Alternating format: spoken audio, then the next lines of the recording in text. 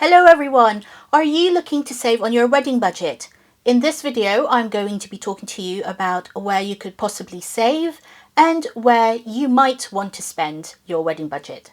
This video will be in two parts. The first part, I'll be telling you where you might want to spend your hard-earned wedding money.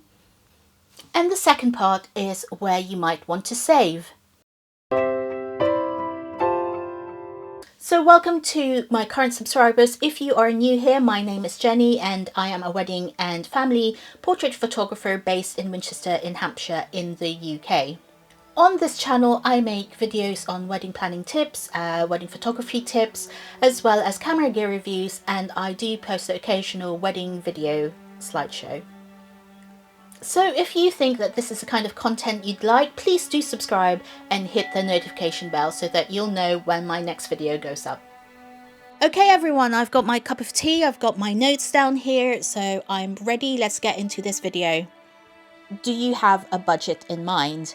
If you haven't, then the first thing to do is to come up with how much you and your partner have to spend on your wedding. Also find out if your parents or family will be contributing something towards the cost of the wedding.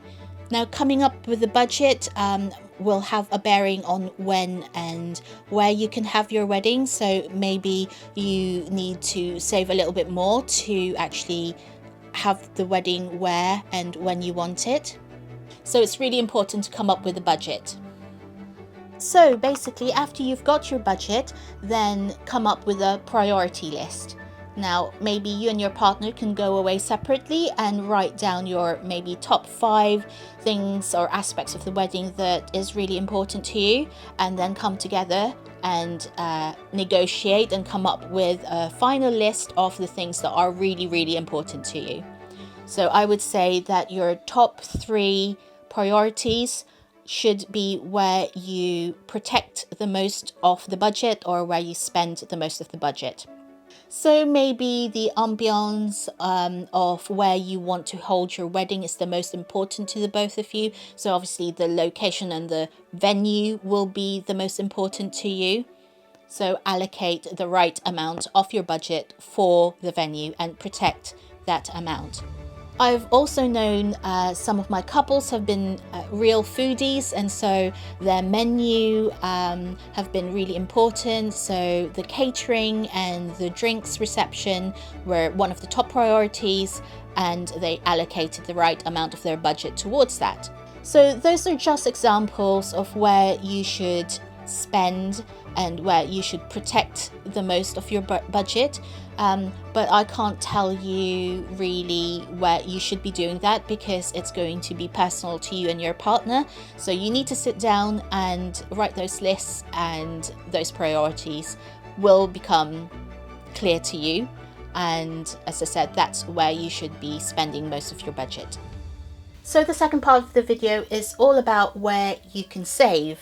The main thing that I can think of off the top of my head is really to DIY some aspects of your wedding. It's a great way to save.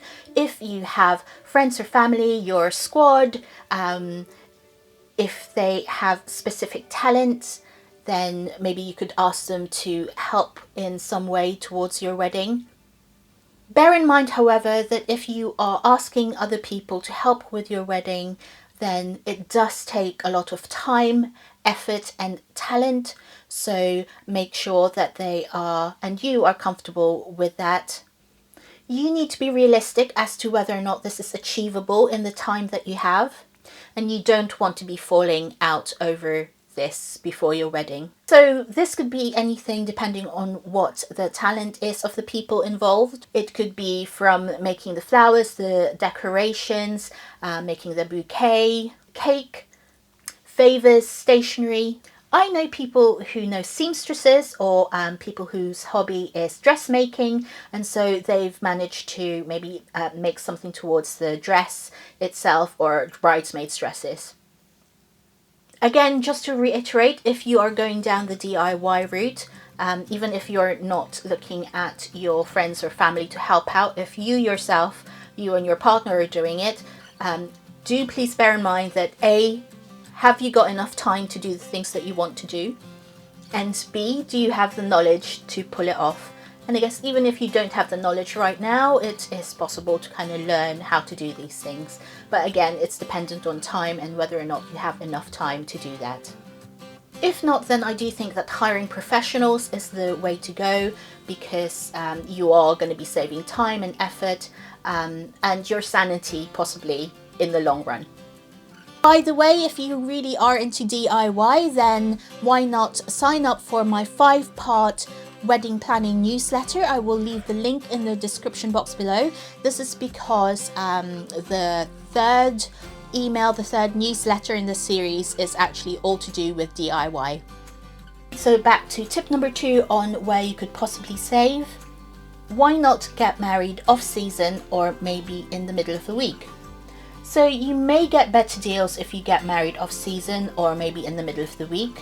It depends on the supplier. Not everyone will have lower rates off season because it does depend on their costs. But you might find some venues who offer lower rates for weddings and some suppliers who might be able to offer you lower rates for off-season weddings. Now, tip number 3 is kind of related to that. What you can do is actually maybe get married during the week with just a few of your friends and family, but then have your big celebration during the weekend. You may save on the registry fees if you, say, didn't have your registrar coming to your party venue to actually perform the legal bit of the wedding. It might be cheaper if you went to the registry office and have a smaller wedding there, and as I said, have a bigger party on a different day. You can also have a humanist ceremony on your party day itself if you wanted the rest of your friends and family to actually witness your vows, and that could be officiated by an official officiant, if you like, or actually you can get a friend or family member to officiate for you. So then you might get more options as to where you can hold your bigger party. Number 4 is to go paperless with your invites. Maybe you can keep the actual prints to the bigger bits of stationery that you might need on your wedding day. Or maybe print just a handful of your actual invites to keep as a keepsake or to photograph on the day. Number 5 is consider hiring your wedding dress. Maybe you could consider a sample dress sale from bridal shops, or maybe you can wait for sales in high street shops for either your own dress or for your bridesmaid dresses. Number 6 is to do with flowers. Now maybe you can use your flower decorations from your ceremony space and reuse them and move them to your reception space, whether that's all in the same venue, if you're just moving it around the same venue, or if you were using it from the church and transferring the flowers from the church to your reception venue. Also, bridesmaid bouquets can be used as table centers, table centerpieces. So that's another way of reusing and cutting down on possible costs. Speaking of decorations, number 7 is to do with your decorations. Maybe you can resell some of your decorations after your wedding. There are bridal boot sales in some areas where you can sell off your wedding decorations, and also maybe you can buy some of your wedding decorations from a bridal boot sale. Alcohol and drinks is another place where you might be able to save, especially if your venue actually allows you to bring in your own alcohol. So it might be worth bulk buying alcohol, and also think about maybe using cocktails or mixes, because sometimes the mixes are cheaper than buying the pure alcohol, and then you can have fun with some cocktails and also make your drinks last longer. Number 9 is maybe go seasonal with your food and your flowers. It might be worth asking your suppliers if sourcing local ingredients would have an effect on the cost, or if, say, using seasonal flowers would have an impact on your flower costs. Number 10, the final one, is keeping an eye out on extra discounts or upgrades or special offers. So this might range from a complimentary room for your honeymoon night if you were having it at a hotel, or maybe discounts if you attended a wedding fair and you found your suppliers through a wedding fair.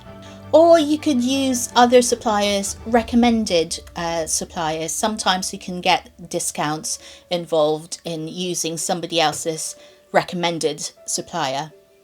Word of warning though, if you are considering somebody else's recommended supplier because of a discount, that I would actually look at that supplier and make sure that you are happy with their work and that you like their work, because there's nothing worse than just going for a supplier because of a discount and then finding out later on that actually you're not the best fit for each other. Okay everyone, thanks so much for sticking with me and I hope that's been useful. Next week's video is all about wedding venues and where you can possibly save on your wedding venue. So do please subscribe and hit the notification bell so that you'll be the first to know when that goes live. Do please share this video with anyone who you know is wedding planning, and also actually do comment down below and tell me if I've missed any other top tips where you can save on your wedding. Thank you and see you again next week. Bye.